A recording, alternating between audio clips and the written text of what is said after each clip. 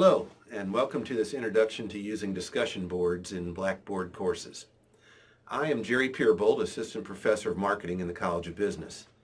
I joined the UAFS faculty community 15 years ago and launched my first online course in 2006.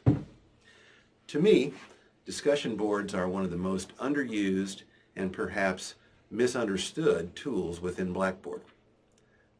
I presently make use of discussion boards in every hybrid or full online course I deliver through Blackboard.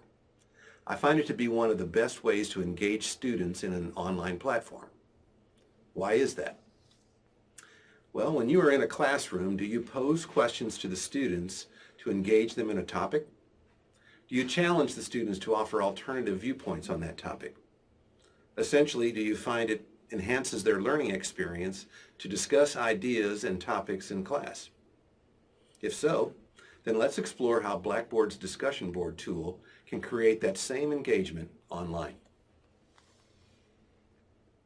Students participate in discussion boards through forums and threads. Think of a forum as the question you would pose in a class. As the instructor, I establish the discussion board forums within my online courses. In this course, there are 10 separate forums, which coincide to specific chapters from the textbook. Each chapter introduces a different marketing promotional tool. The discussion board requires students to suggest ideas to make use of that promotional tool.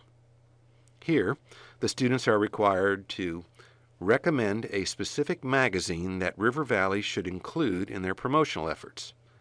Discuss why you believe this magazine would be effective at reaching the target market, and so on.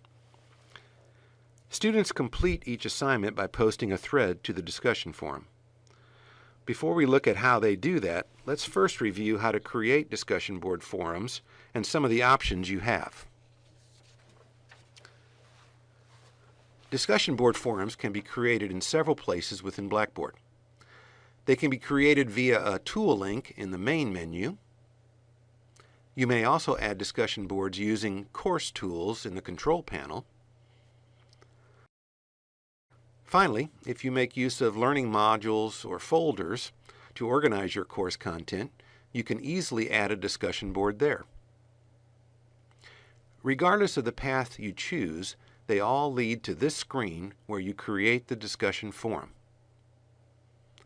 At the top of the screen, you will name the forum and describe the assignment and related instructions you want the students to discuss.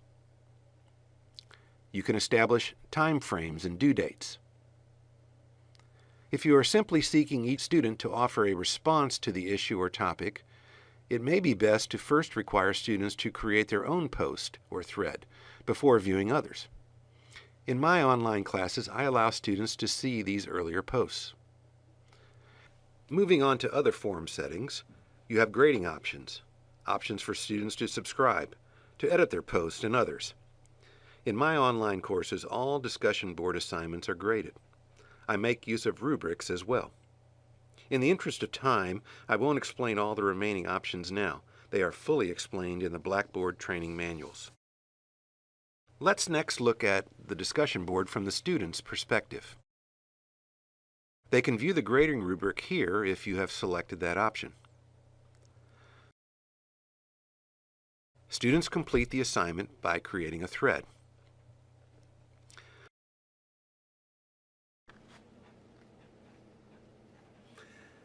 Let me again return to the idea I mentioned at the beginning of this video. Before Blackboard, when I was covering this topic in a traditional face-to-face classroom, I might pose this same question to the class. What are some examples of magazines you might recommend to include an ad for this new product? Like we all experience, there are a handful of students who are eager and willing to answer your question and participate in the class discussion. You might call on a few other students from class as well. But it's rare when you would call on every student to offer an idea on the question or topic. You simply don't have that much class time. However, discussion boards make it very easy to have every student contribute to the assignment. Classroom time is certainly not a problem online. I want you to notice one other aspect common to many of my discussion board assignments. Discuss only one magazine in your post. Once a specific magazine has been recommended in a student's post, this magazine may not be recommended in later posts by other team members. In other words, each student should recommend a different magazine. I find this approach to have several benefits.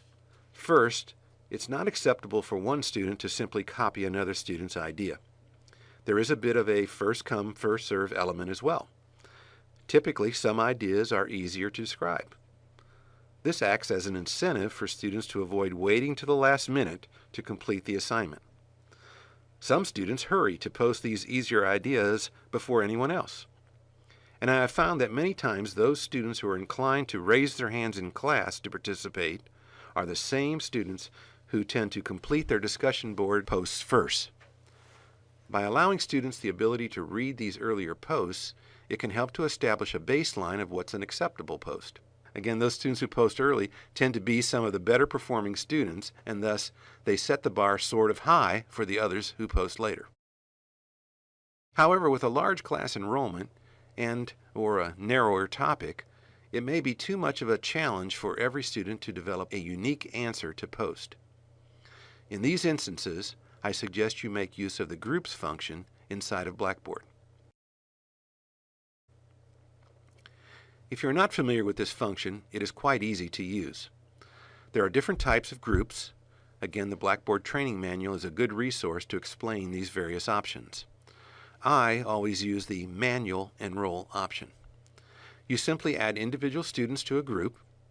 Next, select the types of activities you will assign to the group.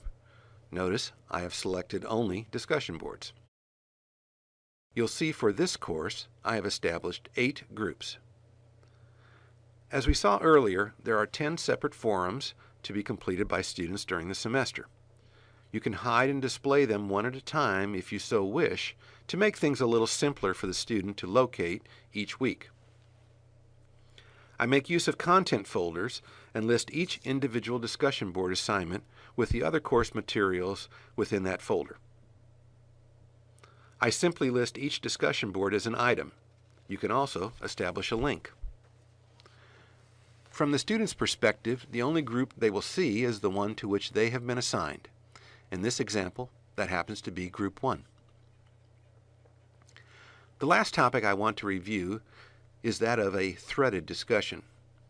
By this, I'm referring to an assignment where students are asked to post comments in response to an earlier post by another student, essentially to continue a conversation online by adding fresh content to a thread. I make use of these assignments in several online courses. There are a few things I've learned about this. The first lesson is you need to set deadlines for each separate post students are assigned. In my course, each student is asked to make an initial post and then a second post. The later one, the second post, is to be made to another student's thread. Thus, to make that second post, an initial post from another student must be present on the discussion board. As you can see from the instructions, I have established the deadline for the initial post to be 36 hours before the deadline for the second post. The second lesson I have learned with threaded discussions is that it works best to give the students some guidance as to the content of the second post. Note in each of these discussion boards, I provide students with some broad ideas for acceptable content. This avoids those attaboy messages or ones that simply complement the earlier student's post without adding anything substantive to the conversation. We have covered a fair amount of material in this short video. I hope I have taken away some of the mystery of how useful this Blackboard function can be. As I mentioned at the beginning, I feel it is the best way to replicate your classroom engagement and discussions with students in an online environment. Feel free to contact me should you have any questions yourself. Thanks for watching.